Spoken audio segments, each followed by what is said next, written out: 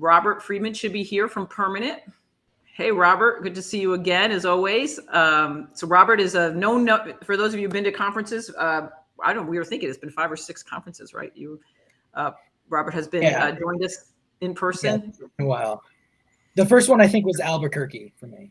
Okay, so right before the whole crazy pandemic. So, so Robert, welcome. Thank you so much for joining us. So tell us about Permanent and how our members can use that in our workflow. And we've also dropped a link for Permanent's website here, and so that you can immediately go and check them out. Great, yeah, thank you. Thank you for having me today. It was fun to be in Orlando, and it's really cool that we can do this kind of virtual engagement as well for folks who weren't able to join us there. And if you go to permanent.org right now, at the top of our webpage, hopefully you'll see a banner welcoming photo managers, and that'll take you to a special page that was designed just for you. This is a little bit more about who we are and what we do specifically for the photo manager community. So yeah, my name is Robert Friedman. I'm the executive director of the Permanent Legacy Foundation. We're a nonprofit organization, and our mission is to preserve the digital legacy of all people for the benefit of future generations, historians and educators. So our goal is preservation and accessibility to make those digital legacies accessible. And I think what really makes us unique in the space is that we believe that individual stories can change the way we see the world. And so we really value preserving those individual stories through digital preservation strategies. And our nonprofit status is one part of what makes that digital preservation strategy effective for us.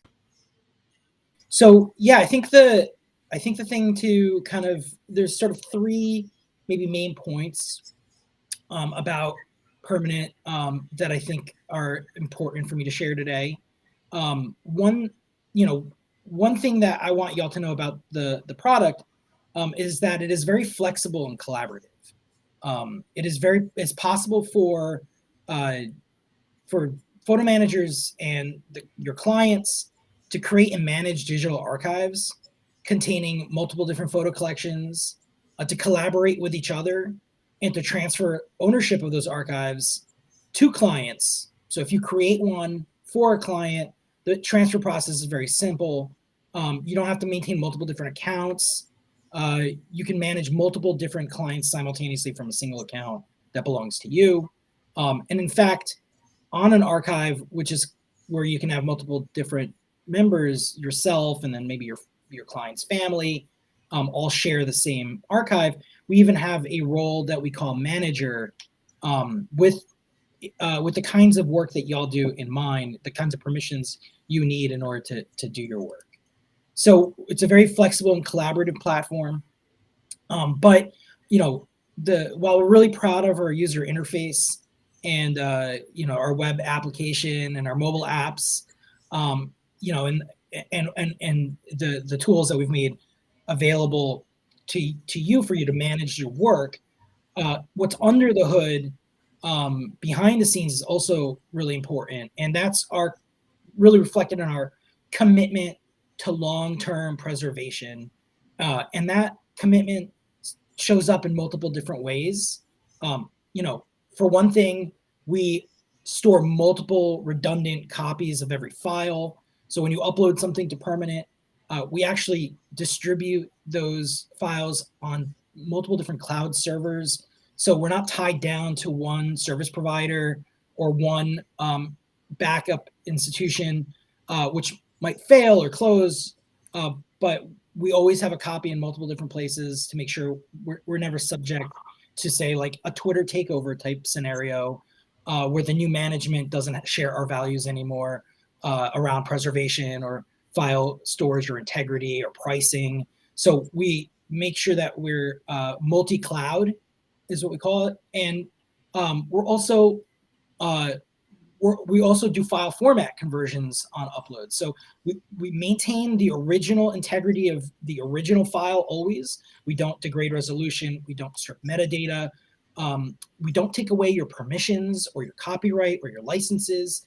That file, as you've uploaded it, belongs to you or your clients, and it's preserved. But we do make copies of it in different file formats to make sure that, if you upload a Word doc, and one day Word docs become no longer supported by Microsoft, we have a PDF copy of that same Word doc. So we make different file type format conversions of every file to make sure that we have a file type that is open source and not proprietary. And then, I mentioned sort of the fact that we preserve metadata. We don't degrade resolution. We don't take copyright or licensing. But the other thing, so these are all preservation practices that are really critical. We put preservation tools in the UI, but our nonprofit status is also a very important part of that preservation mission. As a nonprofit whose mission is preservation, there is no profit incentive, private benefit, shareholder pressure for us to enact any kind of business practices that would deviate from our nonprofit mission. Everything we do is tied to that mission. It's legally binding in the United States that our business practices are tied to our mission in order to maintain our nonprofit status. And that means, just like museums, libraries, universities, other nonprofit institutions whose missions are tied, whose practices are tied to their mission, you can trust that when you give a file to Permanent for safekeeping, that the practices I kind of just mentioned are the practices we're going to maintain into the future as part of our mission. And the other part of supporting Permanent as a nonprofit is not only is our mission to preserve your materials, your clients' materials, but it's also to, I mentioned preserve the digital legacy of all people. So we work with nonprofit organizations, other nonprofit partners, through a program we call Byte for Byte. And you can find that at permanent.org/byte-for-byte, BYTE. And Byte for Byte is a storage granting program. And so we, nonprofits apply to Permanent for storage. We give them 100 gigabytes at a time. And then they use that to create digital collections that represent their communities or their mission. For example, one nonprofit partner we're excited to be working with right now is the Washington State Jewish Historical Society, which is doing a statewide project to create family portals for Jewish members of their community. And that is made possible through a Byte for Byte program. So when you use Permanent, when you buy storage on Permanent, those storage fees are used to advance your nonprofit mission. In addition to preserving your personal materials, it's also used to expand the reach of our offerings to a broader community. So those, from the flexible and collaborative UI, sort of workflow benefits to the preservation practices, to the nonprofit status, are all reasons why we believe we're a unique part of your tool set, and we'd love for you to consider us that way. Yeah, that's amazing. I mean, you mentioned that, I think last in Orlando, I'm really intrigued by the Byte for Byte. Byte for Byte. Because that's always been something that I've always wrestled with too in the space I've been in. Always figured there's got to be a way that we can give back to those lesser communities, right? That it's just as important for, but just don't have access to that, kind of the expertise that we bring to the table, and also the dollars that they need. So that's an amazing, I love that concept that you're doing that. Joshua also mentions here that you have a great podcast, and he really loved the Data After Death episode. Thanks, Josh. I really appreciate that, Joshua. The podcast is hosted by Amanda, our partnership and community and partnerships manager. They've got a really interesting network of folks working in the digital preservation space, some of our nonprofit partners, you know, and yeah, I appreciate that you bring up Data After Death, because one of the things we're really excited about is a pending release of a new feature. And you've heard us talk about sort of, you know, legacy and passing that legacy and that the digital materials on to the next generation, making sure they're available into the future.